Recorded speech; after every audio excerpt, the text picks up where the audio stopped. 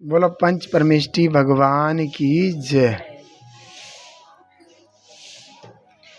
ग्रंथाधिराज श्री रत्न current साहब का आचार्य जी चल रहे हैं।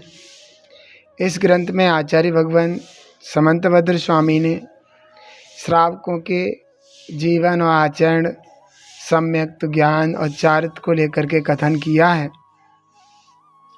ये ग्रंथ श्रावकों के लिए आत्म पवित्रता, विशुद्धि, पावनता और निर्मलता का कारण है।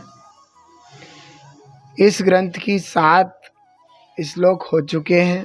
आज 8वां श्लोक है। हम सब मिलकर के इस 8वें श्लोक का आनंद लेते हैं। अनात्मार्थम विना रागई शास्ता शास्ति सतो हितम ध्वनन शिल्पी कर स्पर्शान मूर्ज किम पेक्षते। यहाँ पर बात यह है कि जगत के लोग तो यही जानते हैं कि जब भी कोई किसी को उपदेश देता है या कोई हित की बात सुनाता है, समझाता है, तो उससे पहले उस व्यक्ति के अंदर उस व्यक्ति के लिए राग आता है। सुनाने का भाव ये राग होता है। ऐसे भाव आते हैं कि इसको मैं सुना दूं, इसको धर्म बता दूं, ऐसा भाव आता है। तो प्रश्नकर्ता कहता है कि पहले तो तुम कह रहे हो कि जो हितोपदेशी है वो पहले वीतरागी होगा, फिर सर्वज्ञ होगा, तभी वो हित का उपदेश दे सकता है। जब वो वीतरागी है तो उसको किसी को उपदेश देने का भाव कैसे आ सकता है? ये संभव नहीं है। तो इसलिए इस श्लोक आया है बताने के लिए कैसे देगा। तो बता रहे हैं कि जैसे ढोल बजाने वाला जो व्यक्ति होता है, ढोल बजाने वाला, उसके हाथ के स्पर्श से, जैसे ही ढोल में उसका हाथ लगता है तो उसके हाथ के स्पर्श से जो ढोल है बड़ा सुंदर आवाज़ देता है। आवाज़ देने के उपलक्ष्य में या आवाज़ जो सुंदर दिया है उसने, उसके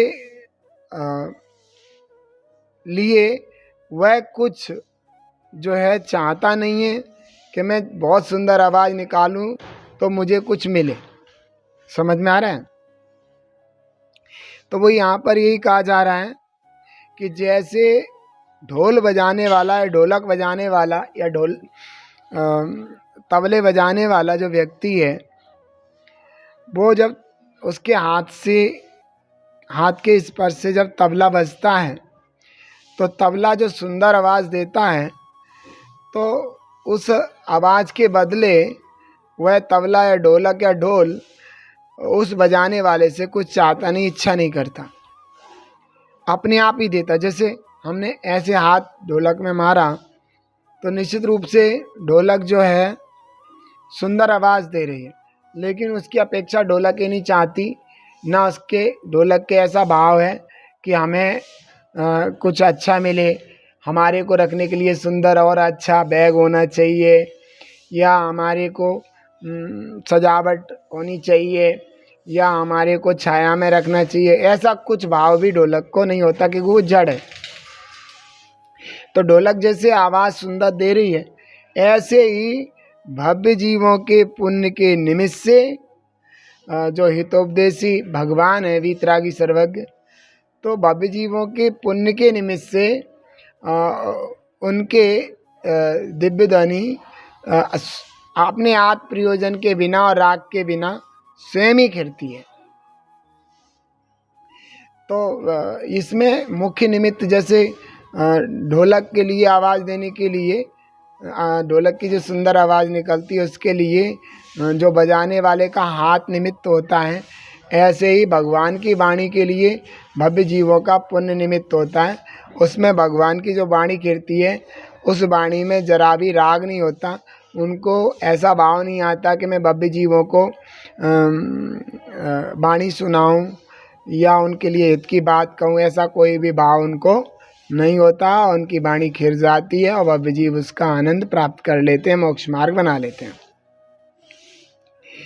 तो एक कुंद स्वामी ने भी प्रवचन सार आदि ग्रंथों में ऐसा कुछ कहा है कि जैसे भगवान की, किसी ने वहाँ प्रश्न किया है कि भगवान का विहार कैसे होता है जब वे वीतरागी हैं, उनको राग नहीं है, ऐसा भी राग नहीं मैं वहाँ जाऊँ चल करके, अब मैं यहाँ पर से उठूँ जाऊँ, उनका उठना, विहार करना, दिव्य धनी का खिरना, ये सब भगवान के कैसे होते हैं जबकि वे वीतरागी होते हैं।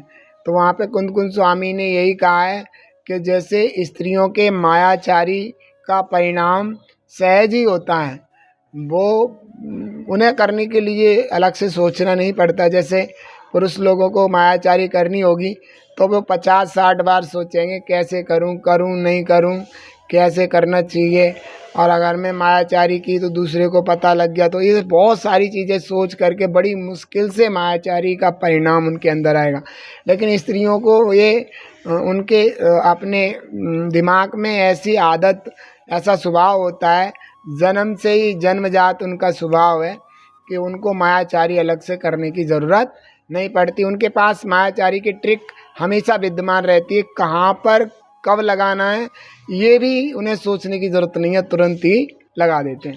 जैसे स्त्रियों के मायाचारी सहज होती है, उनको करने से अलग से करने की ज़रूरत नहीं है, ऐसे ही भगवान के भव्य जीवों के पुण्य के निमित्त से बिना आत्म प्रयोजन और बिना राग के भगवान की दिव्य ध्वनि खिरती है। और वह दिव्य ध्वनि भव्य जीवों के आत्म कल्याण में कारण है, आत्मा को पवित्र करने में कारण होती है।